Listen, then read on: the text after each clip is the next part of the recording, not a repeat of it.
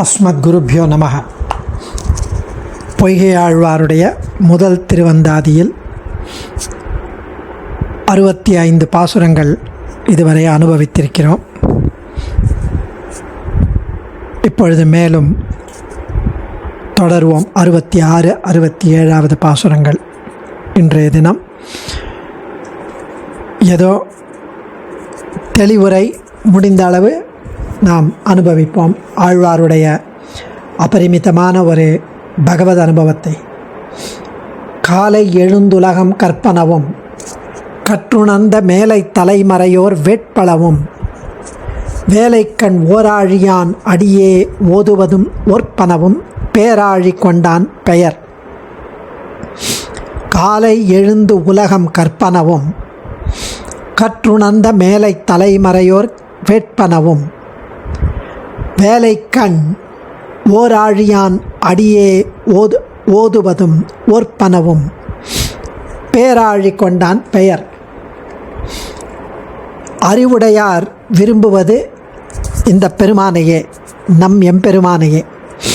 சத்துவ குணமுடைய காலத்திலே அவனை பெற முயன்று முமுட்சுக்கள் பயில்வதுவும் காலை எழுந்துலகம் கற்பனவும். காலைனா இளமை பருவத்தில், சத்துவ குணமுடைய காலத்தில்.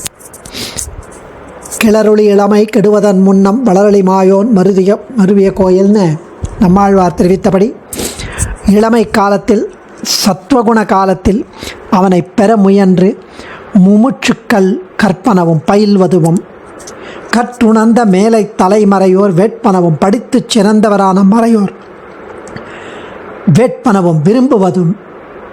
வேட்பனன்னு ஆசைப்படுவது. ஸோ முமுட்சுக்கள்னா மோட்சம் விரும்புபவர். பயில்வதும் படித்து சிறந்தவரான மறையோர் சான்றோர்கள் விரும்புவதும் திருப்பார்க்கடலில் துயிலும் பகவானது திருவடிகளே கேட்டு ஓதுவனவும் நினைப்பனவும் பெரிய சக்கரத்தை ஏந்தியவனுடைய பெயர்தான். ஸோ இந்த மாதிரி சரியான காலத்திலே, இளமை காலத்திலே, சத்துவ குணமுடைய காலத்திலே அவனை பெற முயன்று முமுட்சுக்கள் மோட்சத்தை விரும்புபவர்கள் கற்பதுவும் பயில்வதும், அப்படி படித்து சிறந்தவரான மறையோர்கள் விரும்புவதும். யார அப்படின்னா திருப்பார்க்கடலில் துயிலும் பகவானுடைய திருவடிகளை கேட்டு ஓதுவனவும் நினைப்பனவும் பெரிய சக்கரத்தை ஏந்தியவனுடைய பெயரைத்தான். அவர்கள் ஜபிப்பதும் அவர்கள் கேட்பதும் சக்கரத்தாழ்வான், பெரிய சக்கரத்தை ஏந்தியவனுடைய பெயர், கையில் ஒப்பற்ற சக்கரத்தை உடையவனுடைய பெயரை. பெயரும் கருங்கடலே நோக்குமாறு ஒன்பூ உயரும் கதிரவனே நோக்கும், உயிரும் தருமனையே நோக்கும் ஒன் தாமரையால் கேள்வன் ஒருவனையே நோக்கும் உணர்வு. இவ்வாறு அறிவால் சிறந்தவர்கள், பகவத் விஷயத்தில் அறிவால் சிறந்தவர்கள், இயல்பாகவே நாராயணனையே நோக்கும் இயல்புடையவர். பெயரும் கருங்கடலே நோக்குமாறு அலை எறியும் கருத்த கடலை ஆறு இயல்பாக நோக்கி பாயும். கருத்த கடலை நதியானது இயல்பாக நோக்கி பாயும்.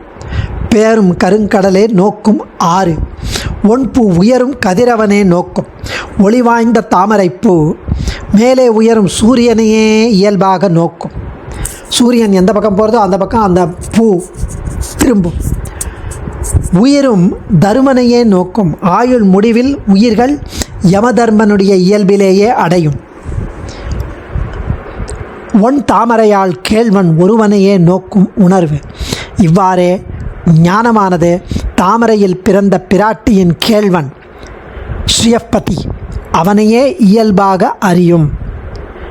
சிறந்த அறிவால் சிறந்தவர்கள் இயல்பாகவே நாராயணனையே நோக்கும் இயல்புடையவர் என்று ஆச்சரியமாக அருள்கிறார் ஆழ்வார். அடியேன் தன்யோஸ்மி.